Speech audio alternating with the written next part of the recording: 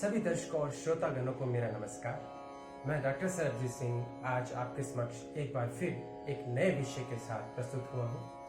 तो आज का विषय है हमारा स्वर।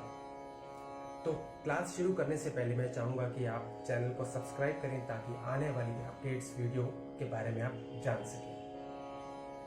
चलिए शुरू करते हैं। स्वर किसे कहते हैं?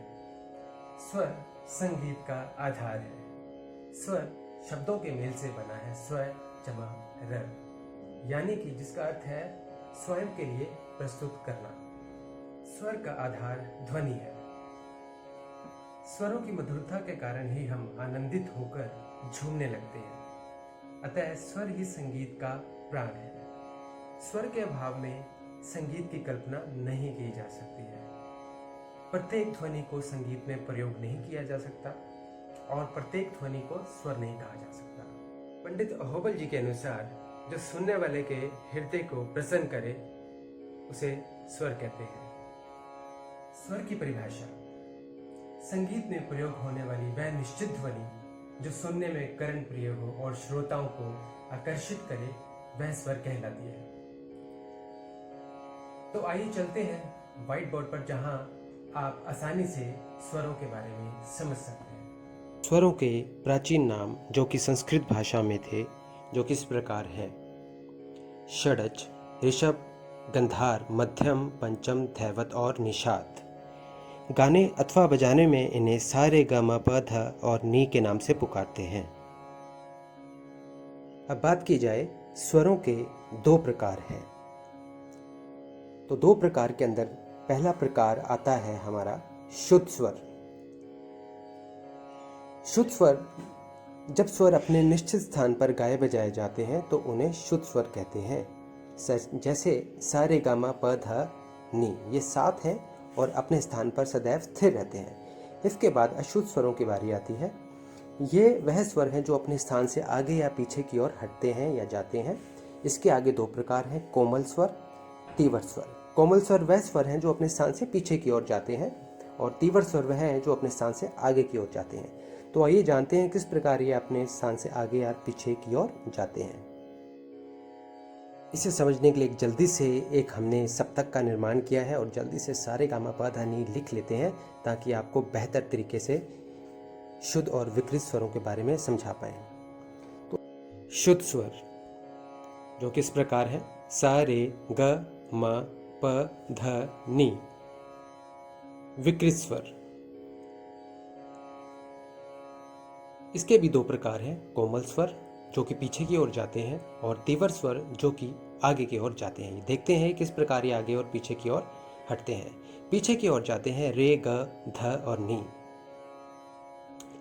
यानी कि हर स्वर के दो रूप हमें देखने को मिल रहे हैं। रे के पीछे हमने रे लिखा जो कि कोमल कहलाएगा, ग के पीछे ग, ध के पीछे ध और नी के पीछे एक नी स्वर आएगा।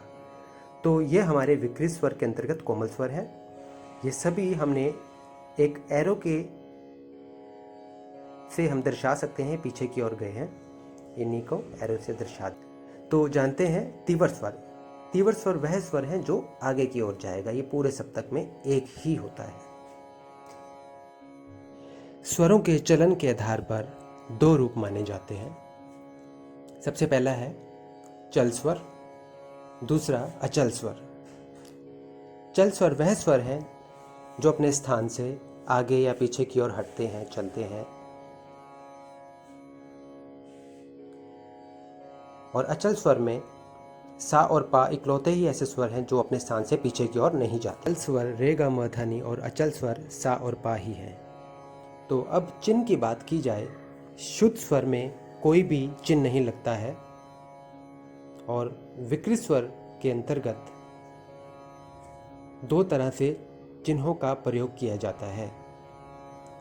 पहला है कोमल स्वर। इसमें स्वरों के नीचे एक लाइन खींच दी जाती है जो कि कोमल का सूचक कहलाते हैं, जैसा कि बोर्ड पे लिखा जा रहा है। और तीव्र स्वर, तीव्र स्वर को दर्शाने के लिए उसके ऊपर खड़ी रेखा का प्रयोग किया जाता है। इस तरह से रे कोमल नीचे रेखा लगाई जाएगी। इसी तरीके से ग के नीचे रेखा, और तीव्र म दिखाने के लिए, दर्शाने के लिए ऊपर खड़ी रेखा का प्रयोग होगा इस प्रकार से, और ध कोमल दर्शाने के लिए नीचे एक रेखा, इसी तरह से नी स्वर पर। तो इस प्रकार हमारे पास मुख्य 7 स्वर हैं और विकृत स्वरों की संख्या को मिलाकर कुल स्वर 12 स्वर बन जाते हैं। सप्तक और स्वर का क्या आपस में संबंध है? मंद्र सप्तक के स्वरों को दर्शाने के लिए उसके नीचे बिंदी लगेगी, चाहे स्वर कोमल हो या तीव्र हो। वह सप्तक के अनुसार ही उस पर मंद्र स्वरों के लिए नीचे बिंदी लग जाती है। उदाहरण के लिए हम देखते हैं, आप नी स्वर को देखें, अगर ये मंद्र सप्तक का स्वर है तो इसके नीचे बिंदी लग जाएगी। अगर ये कोमल स्वर है तो तब भी इसके नीचे बिंदी लग जाएगी। तो हमें बिंदी से स्पष्ट हो जाएगा वह कौन से सप्तक का है, और स्वरों के जो चिन्ह है तीव्र या कोमल, उनसे हमें स्वरों का ज्ञान हो जाएगा। मध्य सप्तक का कोई चिन्ह नहीं है, तो इसमें हम यही लिखेंगे कि कोई चिन्ह नहीं है। मध्य सप्तक पे अगर कोई भी चिन्ह नहीं है तो यही कहलाता है, तो हमें समझ जाना चाहिए मध्य सप्तक में कोई चिन्ह नहीं है। तार सप्तक, तार सप्तक के स्वरों के ऊपर बिंदी लगाई जाती है जैसे ऐसे, और इसके अंतर्गत कोई भी स्वर चाहे कोमल हो चाहे तीव्र हो, अगर वो तार सप्तक में है तो तार सप्तक का दर्शाने के लिए ऊपर बिंदी का प्रयोग किया जाएगा। जैसे सा तार सप्तक का है, रे तार सप्तक का है, कोमल रे तार सप्तक का है, और कोमल ग भी तार सप्तक का है। यानी कि जितने भी तार सप्तक से जुड़े स्वर हैं उनको दर्शाने के लिए हम तार सप्तक का चिन्ह दिखाएंगे। उम्मीद है आपको स्वरों के बारे में अच्छे से समझ आया होगा और आपने आज की क्लास को एंजॉय किया होगा। मेरी पिछली वीडियो के अंदर आपने जाना संगीत किसे कहते हैं, सप्तक किसे कहते हैं, और इसके प्रकारों के बारे में हमने अच्छी तरह से जाना था। तो इस वीडियो के अंदर हमने स्वरों के बारे में अच्छे से आपके लिए एक वीडियो प्रिपेयर की है ताकि आप इसको अच्छे से समझ पाएं।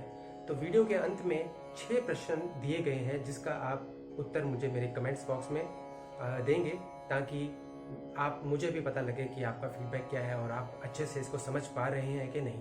तो आने वाली वीडियो के लिए सब्सक्राइब करें, शेयर करें, ताकि आपको अपडेट्स मिलती रहें।